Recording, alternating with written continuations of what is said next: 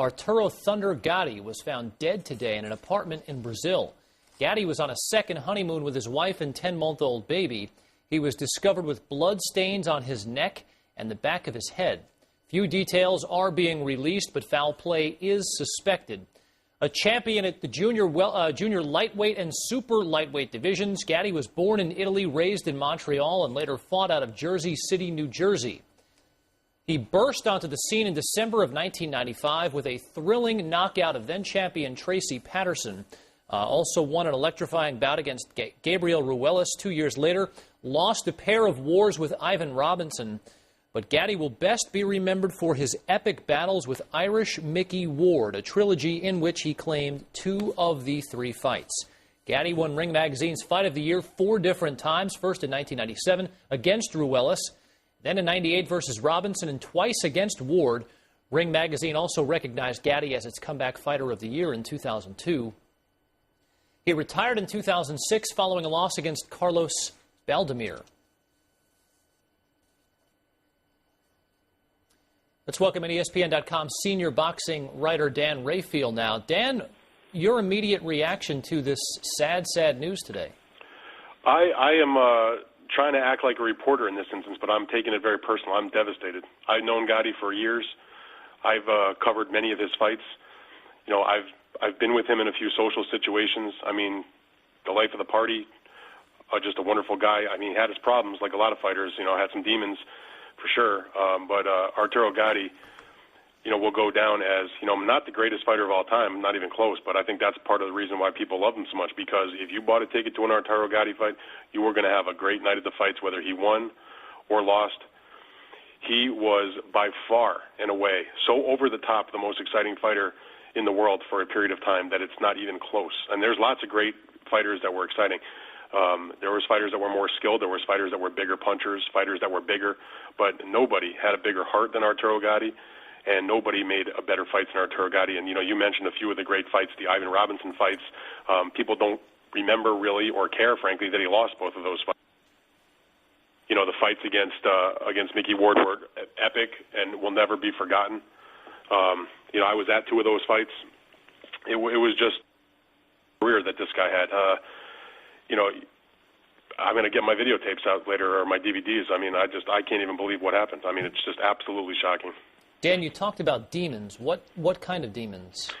Well, you know, Arturo, like a lot of fighters, he lived a fast life, if you know what I mean. I mean, he had problems with alcohol at times. You know, he got in bar fights. You know, he liked women. I mean, there was lots of different things that Arturo Gatti did when the sun went down, if you catch my meaning. I mean, I don't want to talk bad about a man that just passed, but, you know, he had some run-ins with the law. Those are not secrets or anything like that. But, you know, in his heart, and I knew Gatti for a long time, you know, this was, you know, a good guy. Dan, what memory of Arturo Gatti stands out to you? I mean, there are so many. I mean, being ringside at a lot of those fights, I mean, great fights.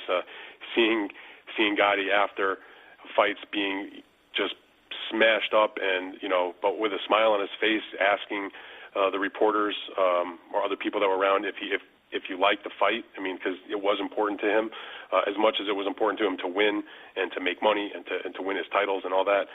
You know, he did want to give the fans their money's worth, and I think that's one of the reasons why he fought those last, you know, almost, I think it was something like his last 9 fights in a row at Boardwalk Hall in Atlantic City, and they were all either, you know, sold out or near sellouts and crowds on their feet. I mean, they just worshiped this guy. And when Gatti fought on the boardwalk, you know, the whole world in that part of New Jersey basically came to a stop because he was fighting.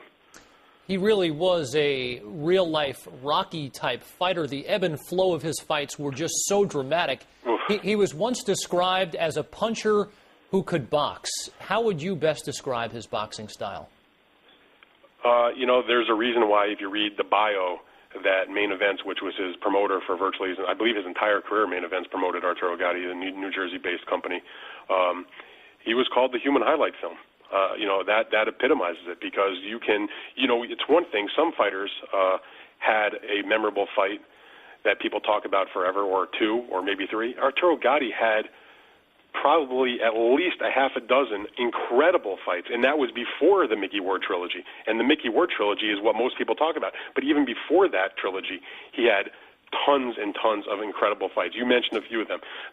One of the Tracy Patterson 2 fights, the Gabriel Ruelas fight, Calvin Grove, Angel Manfredi, the 2 Robinson fights, even Oscar De La Hoya, who he fought, which he got dominated in, was a very exciting fight while it lasted. The 3 Mickey Ward fights. I mean, you name it, and and it was. There you could put together. You can't. There's too many highlights to make on a 30-second clip. And I want to just make one correction. You mentioned in the intro here that he retired after the loss to Baldomir in 2006. He actually fought one more time after that against Alfonso Gomez from the Contender, a fight that he was expected to win easily, and that was in July of 2007. So it's been just about 2 years since his last fight. I mean, 2 years almost to the day. That fight was July 14th. And what I do remember very specifically about that fight was they had Main Events had a party for Gatti, figuring he was going to win. But even when you lose, you still have the party because people want to, instead of drink to get happy and eat and everything, they do it because they're sad and upset. And they had a real nice party at a steakhouse in Caesar's Palace down on the shore in Atlantic City.